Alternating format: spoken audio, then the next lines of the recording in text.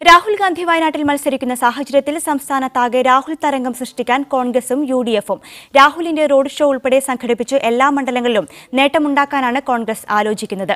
രാഹുൽ ഗാന്ധി 3-ാം തീയതി നാമനിർദ്ദേശ പത്രിക സമർപ്പിക്കാനെത്തിയേക്കും.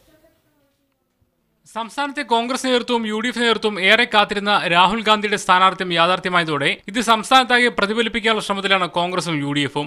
ഈ മാസം 3-ന് രാഹുൽ ഗാന്ധി നാമനിർദ്ദേശ പത്രിക സമർപ്പിക്കാനായി വയനാട്ടിലെത്തുമെന്നാണ് കരുതുന്നത്. കൂടാതെ തെരഞ്ഞെടുപ്പ് പ്രചരണം അവസാനിക്കുന്ന ദിവസങ്ങളിൽ രാഹുൽ കേരളത്തിലുണ്ടാകുമെന്നും നേതാക്കൾ പ്രതീക്ഷിക്കുന്നു.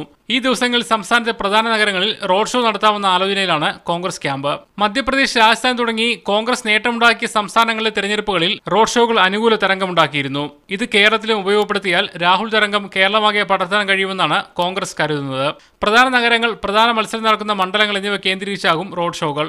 രാഹുൽ ഗാന്ധി മത്സരിക്കുന്ന വയനാടിന്റെ ചുമതല ഒരു മുതിർന്ന നേതാവിന് നൽകിയേക്കും. അതോടൊപ്പം രാഹുൽ മത്സരിക്കുന്നതിന്റെ പ്രതിഫലനം മറ്റ് മണ്ഡലങ്ങളിൽ ഉണ്ടാക്കാനായി തന്ത്രങ്ങൾ രൂപീകരിക്കാൻ കോൺഗ്രസ് നേതാക്കൾ വരും ദിവസങ്ങളിൽ യോഗം ചേരും.